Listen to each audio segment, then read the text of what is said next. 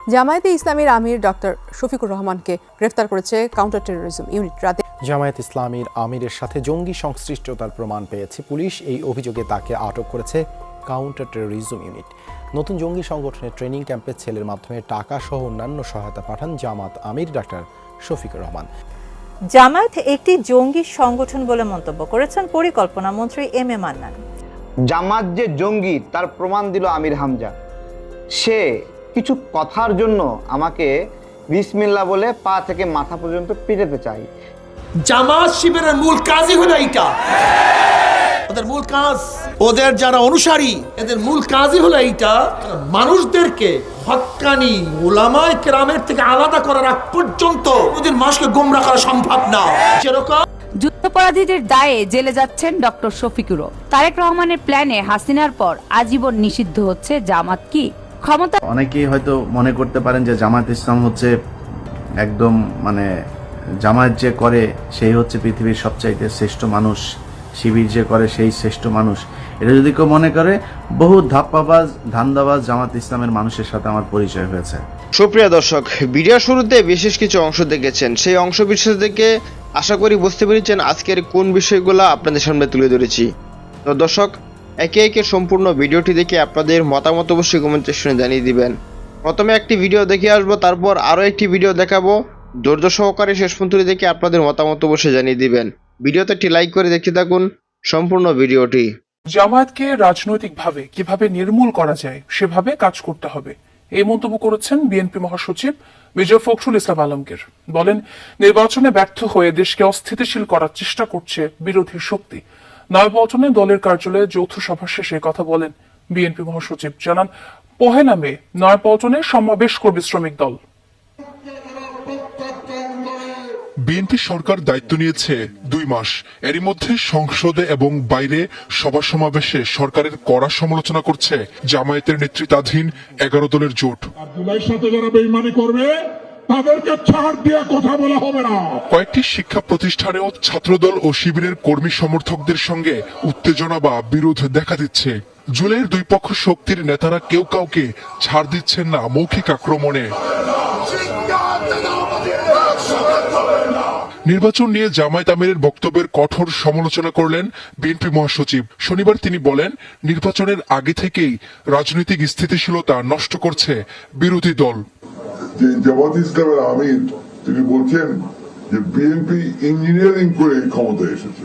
সমগ্র বিশ্বের সমস্ত দেশগুলো, বাংলাদেশের সমস্ত প্রতিষ্ঠানগুলো, পত্র পত্রিকা, মিডিয়া এক বাক্যে স্বীকার করেছে যে এই নির্বাচনটি ছিল এই কালের, অর্থাৎ বাংলাদেশ তৃতীয় পথে সবচেয়ে নিরপেক্ষ, অবাধ এবং সুষ্ঠু নির্বাচন। ও সমগ্র জাতি অত্যন্ত সচেতন ভাবে তাদেরকে প্রত্যাখ্যান করেছে এবং আগামীতে যেন পুরোপুরি তাদেরকে নির্মূল করা যায় রাজনৈতিক ভাবে, সেইভাবে আমাদেরকে কাজ করতে হবে। ঢাকা বিশ্ববিদ্যালয় সহ কয়েকটি ক্যাম্পাসে ছাত্র রাজনীতির উত্তাপ প্রসঙ্গ টানেন মির্জা ফখরুল। শিক্ষার্থীদের আহ্বান জানান অপরাজনীতি পরিহারের। যে সমস্ত পক্ষগুলো এই ধরনের অপকর্মে লিপ্ত হচ্ছেন তার বিরুদ্ধে থাকবেন, কারণ বাংলাদেশের স্বাধীন চেতা ছাত্র সমাজ, সচেতন ছাত্র সমাজ বরাবরই অপরাজনীতিকে পরিহার করেছে এবং জনগণকে পরিহার করেছে, এবং আমরা এবারও দেখবো যে জনগণ এগুলোকে প্রতিরোধ করবে এবং তাদেরকে পরিহার করবে।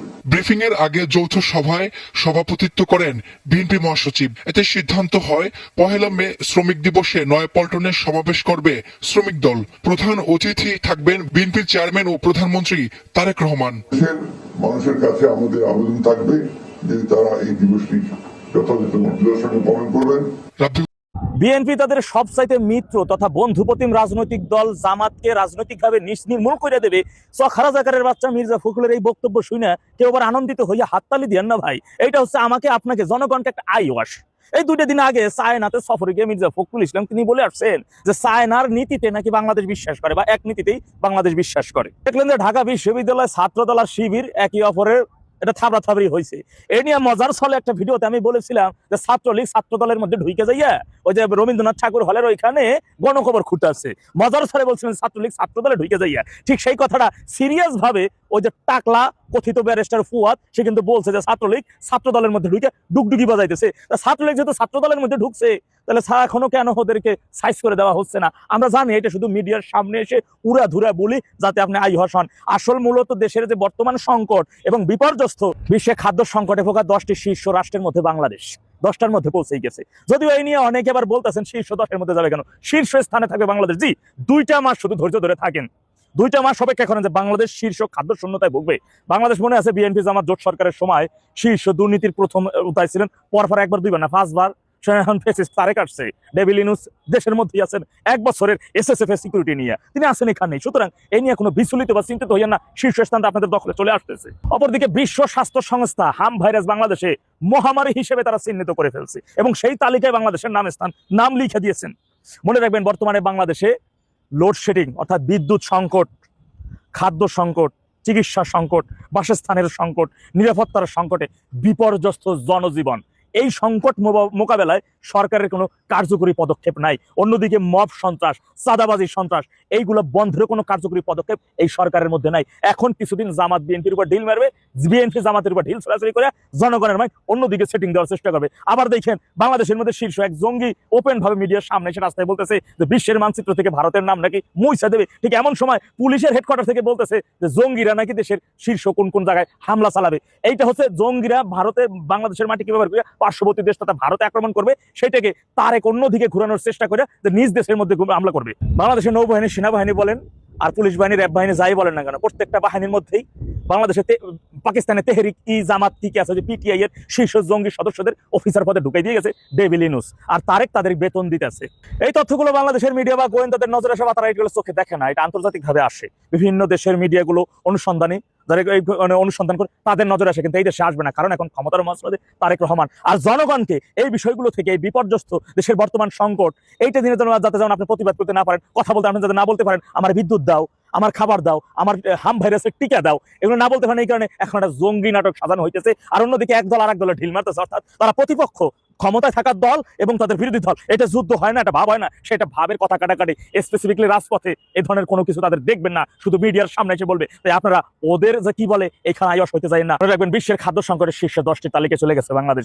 আগামীতে কিন্তু 5 কোটি মানুষ অতীব দরিদ্র সীমার নিচে পড়ে গেছে। এই মানুষগুলো নির্মমভাবে মারা যাবে, এই মানুষগুলো ভুগে ভুগে মারা যাবে। আপনার চিকিৎসা, আপনার রোগ হবে, আপনার চিকিৎসার জন্য সরকারি হাসপাতালে সেই ওষুধ আপনি পাবেন না। তারেক রহমান, জামাতের সাদা শকুন এবং ডেভিল ইউনূস যতদিন পর্যন্ত এই ভূমির মাটিতে মধ্যে যতদিন পর্যন্ত আছে ততদিন পর্যন্ত আপনি শান্তি পাবেন না। এই দেশ কোনোভাবে আগাইতে পারবে না। তাই এদের হাত থেকে বাঁচতে হলে, লক্ষ লক্ষ মানুষকে বাঁচাইতে হলে অবশ্যই তারেক মুক্ত বাংলাদেশ করতে হবে।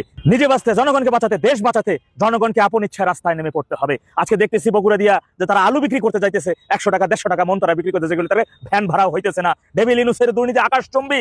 আওয়ামী লীগ দেশ এবং জনগণের জন্য রাস্তায় নামে। দেশের জনগণকে এটা বুঝতে হবে যে আওয়ামী লীগকে অবৈধভাবে তাদের নিষিদ্ধ করে রাজপথের বাইরে রেখেছে। তাই জনগণকে আপন ইচ্ছায় রাস্তায় নেমে আসতে হবে এবং জনগণকে আওয়ামী লীগকে নামাইতে হবে। যে কোনো ভাবেই হোক না কেন আওয়ামী লীগকে নামানোর জন্য এখন জনগণকে আগাই আসতে হবে। তা না হলে কিন্তু মুক্তি মিলবে না ভাই। যত দ্রুত সম্ভব তারেক রহমানের হাত থেকে বাংলাদেশকে রক্ষা করুন। আওয়ামী লীগকে নিয়ে মাঠে নামুন, তা না হলে কিন্তু অনাহারে অভাবে বিপর্যস্ত হয়ে চরম সংকটের মধ্যে ধুকে ধুকে মরতে হবে আপনাদেরকে। সুপ্রিয় দর্শক, আশা করি সম্পূর্ণ ভিডিওটি দেখলেন এবং আজকের এই ভিডিওর সম্বন্ধে আপনাদের মতামত অবশ্যই কমেন্টে শুনে জানিয়ে দিবেন। দেখা হচ্ছে পরবর্তী ভিডিওতে। আসসালামু আলাইকুম।